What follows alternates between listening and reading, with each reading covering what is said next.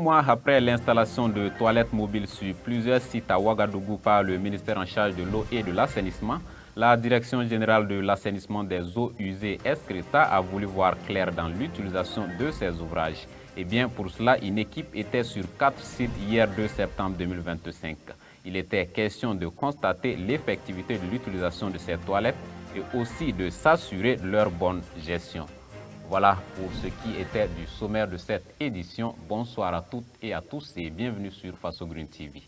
Ce mardi 2 septembre 2025, une équipe de la Direction générale de l'assainissement des eaux usées Escreta a visité 4 sites ici à Ouagadougou où sont installées des toilettes mobiles. L'équipe conduite par la directrice générale Julienne Tiendrebeogo est allée constater l'utilisation effective de ces ouvrages et prendre aussi des nouvelles de leur entretien. Colette Ilboulou.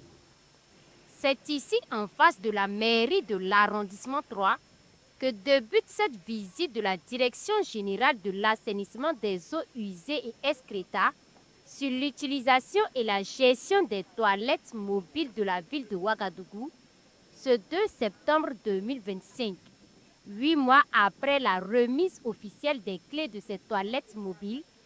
Il était de bon ton pour la DGAIE de venir non seulement constater l'effectivité de l'utilisation de ces toilettes, mais surtout leur entretien. Des toilettes mobiles et modernes qui viennent comme un ouf de soulagement pour les usagers qui autrefois peinaient à trouver des endroits pour se soulager. Auparavant, si on passait ici vraiment, si les besoins vous pressent, c'était difficile vraiment de vous soulager. Mais avec l'installation de ces toilettes, on arrive à se soulager facilement. C'est vraiment propre. Quand tu rentres, tout est disposé en tout cas. Et puis aussi pour nous les femmes, il y a des miroirs qui sont à l'intérieur. Il y a du confort aussi à l'intérieur. Moi particulièrement, j'urinais dans la nature. Mais depuis l'installation de ces toilettes, j'ai abandonné cette mauvaise habitude. Après ce site, l'équipe s'est ensuite rendue sur le site du Monument de la Paix et celui du cimetière municipal de Gouguin, où sont également installées des toilettes mobiles. Ces toilettes mobiles sont installées sur 5 sites de la ville de Ouagadougou. Opérationnelles depuis maintenant plusieurs mois, ces toilettes viennent pour améliorer l'assainissement dans les villes du pays. Et la Direction générale en charge de l'assainissement peut se féliciter à l'issue de la visite. On a pu constater avec satisfaction que l'ensemble des ouvrages au niveau de Ouagadougou sont en service. C'est-à-dire qu'on a constaté que les gestionnaires sont en place, on a les usagers qui les utilisent et là, c'est déjà un grand motif de satisfaction pour nous. On a constaté également au niveau des usagers qu'il y a une satisfaction. Vous avez là des usagers qui disent que habituellement, ils avaient du mal à trouver un endroit où vraiment se soulager. La gestion de ces toilettes a été confiée à la commune de Ouagadougou, qui elle, à son tour, a recruté des prestataires. Chaque gestionnaire de ces toilettes est donc chargé de les entretenir et d'assurer leur bonne gestion. On est aussi censé maintenir les équipements. On sait que c'est un gros investissement. On essaie de mettre le paquet aussi pour vraiment protéger tout ce qui est installation. Les tarifs pour se soulager vont de 25 francs à 50 francs CFA. Des tarifs que certains utilisateurs trouvent tout de même élevés et continuent de faire leurs besoins dans la nature. Malheureusement, les gens veulent tout gratuitement. On était sur ce site. Il y a un monsieur qui nous est dépassé pendant qu'on était arrêté et qui est parti se soulager à côté. Et on l'a pris devant vous. Et c'est dur pour vous montrer jusqu'à quel point il y a un travail à faire. 21 complexes de toilettes publiques au total sont déjà opérationnels à Ouagadougou, Bobo, Dioulasso et Koudougou. La DGAIE entend étendre ses actions à travers la réalisation de d'autres ouvrages en cette année 2025. Il faut noter également que 3 latrines mobiles sont en cours de finition dans la ville de Ouagadougou, au grand bonheur des usagers. Il s'agit de celles du stade municipal, du cimetière de Nagrin et du rond-point de la transition à Bonneuville. Pour les 2 premiers sites, la DGAIE bénéficie de l'accompagnement financier de l'UNICEF. Nous changeons complètement de registre pour parler cette fois-ci coopération bilatérale entre le Burkina Faso et la République populaire de Chine, plus précisément dans le secteur agricole. Le ministre d'État chargé de l'agriculture, le commandant Ismaël Sombié, a reçu en audience l'ambassadeur de la République populaire de Chine hier mardi 2 septembre 2025. Les deux hommes ont parlé des grands axes de la coopération entre les deux pays sur les secteurs agro-silvo-pastoral et halieutique. Renforcement de la coopération bilatérale dans les secteurs agro-pastoral et halieutique. C'était le principal sujet au menu de cette rencontre entre l'ambassadeur de la République de Chine populaire au Burkina Faso et le ministre d'État chargé de l'agriculture, le commandant Ismaël Sombié. Une rencontre qui a permis de faire le point des projets en cours, d'évaluer leur impact et d'explorer de nouvelles pistes de partenariat dans le cadre de la souveraineté alimentaire.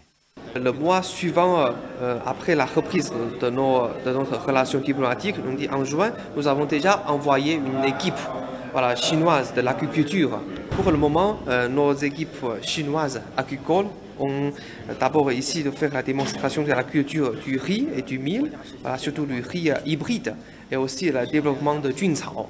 En réponse à l'initiative présidentielle de la production agricole et l'autosuffisance alimentaire, ces 2 dernières années, nous avons déjà soutenu financièrement à hauteur de 10 millions de dollars pour soutenir cette initiative.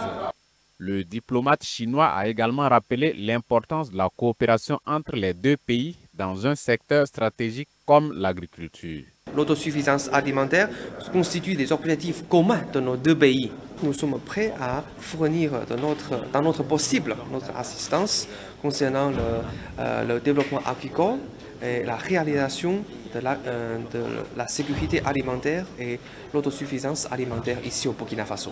Pour sa part, le ministre d'État chargé de l'agriculture a salué l'excellence des relations sino-burkinabais et souligné l'importance de l'appui technique et financier de la Chine dans la transformation structurelle du secteur agro-silvo-pastoral et halieutique. Le tour d'horizon de ce 3 septembre 2025 met un point d'honneur sur des activités du ministère en charge de l'environnement et celui en charge de l'agriculture et des ressources animales. Souleymane Ouedraogo pour le commentaire. Les acteurs du programme budgétaire 082, production animale, ont tenu la première session ordinaire de leur cadre de concertation le 29 août dernier. Cette plateforme de réflexion et de coordination a réuni les acteurs investis dans la transformation structurelle du secteur de l'élevage. Les enjeux de la production intense, de fourrage, de dispositifs de vulgarisation en élevage, la restructuration du programme budgétaire, les nouvelles structures opérationnelles ainsi que les principaux indicateurs de performance étaient au cœur des échanges. Selon le chargé d'études Issa Kajouri, ce cadre de concertation permettra de renforcer la cohérence des interventions, de mutualiser les expériences et de consolider les acquis. Toujours dans le cadre du renforcement de la filière animale, Faso Goulgo et Béjaï Investissement Group posent les bases d'un partenariat stratégique. Lors d'une visite effectuée le 29 août dernier à Koubri, Béjaï Investissement propose un modèle de petite unité locale de production plus adapté et durable que les grandes usines centralisées. Il souhaite également former les jeunes burkinabés aux techniques de fabrication d'aliments pour bétail. Le directeur général de Faso Goulgo, Yaya Soulama, a salué cette collaboration promoteuse soutenue par les plus hautes autorités dans le cadre de la stratégie de souveraineté alimentaire portée par le ministre d'État Ismaël Sombié. Au titre du ministère en charge de l'environnement, l'Agence nationale des évaluations environnementales, en collaboration avec la Direction régionale de l'eau, de l'assainissement et de l'environnement de la région du Nando, a mobilisé ce 1er septembre 2025 les promoteurs locaux d'établissements autour de la redevance annuelle et les procédures d'évaluation environnementale. Regina Compaoré a souligné que le rôle principal de ces promoteurs est le paiement de redevance annuelle dans les délais et le respect des réglementations environnementales. C'était l'occasion pour les experts de l'ANEV de présenter la plateforme numérique de soumission de demande d'avis de faisabilité et de conformité environnementale. Une plateforme conçue pour faciliter la soumission des dossiers et le paiement des redevances. Actualité internationale à l'ouest du Soudan, un village a été dévasté par un glissement de terrain lundi dernier. Cette catastrophe naturelle survenue au terme de plusieurs jours de pluie torrentielle a causé la mort de plus de 1000 personnes, ont annoncé les autorités soudanaises. Kokou Mieso. Le 1er septembre 2025 restera gravé comme l'une des journées les plus tragiques de l'histoire récente du Soudan. Dans la région montagneuse et reculée du Darfour occidental, un glissement de terrain a anéanti presque tout un village, Tarassine, situé dans les monts Mara, une chaîne volcanique escarpée fréquemment touchée par des éboulements pendant la saison des pluies. Selon les premières informations communiquées par le mouvement armé de libération du Soudan, qui contrôle la zone, plus d'1 millier de personnes ont péri avec un seul survivant retrouvé. Les images présentées dépeignent un paysage dévasté, une coulée de boue impressionnante, des logements ensevelis sous des monticules de terre, des arbres déracinés et des débris éparpillés. La gravité de la situation est renforcée par l'isolement du village, situé dans une zone reculée où l'accès est difficile, rendant les opérations de secours complexes en l'absence de moyens de transport praticables. Cette configuration géographique entrave la récupération des corps et l'aide aux rares survivants. En réponse à cette tragédie, les autorités ont lancé un appel urgent à l'aide auprès des Nations Unies et des organisations humanitaires internationales. Cette situation de crise survient dans un contexte déjà précaire pour le Soudan, notamment dans la région du Darfour, touchée par une guerre civile depuis 2023. La période des pluies, redoutée par des populations déplacées, aggrave la vulnérabilité locale en entravant les risques sévères de maladies et des conditions de vie difficiles.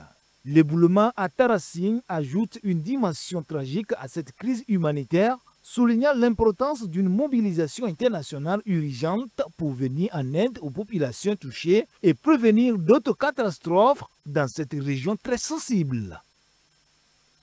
Fin de cette édition, merci à vous de l'avoir suivi. Rendez-vous renouvelé demain, Dieu voulant, pour une nouvelle édition. D'ici là, portez-vous bien, au revoir.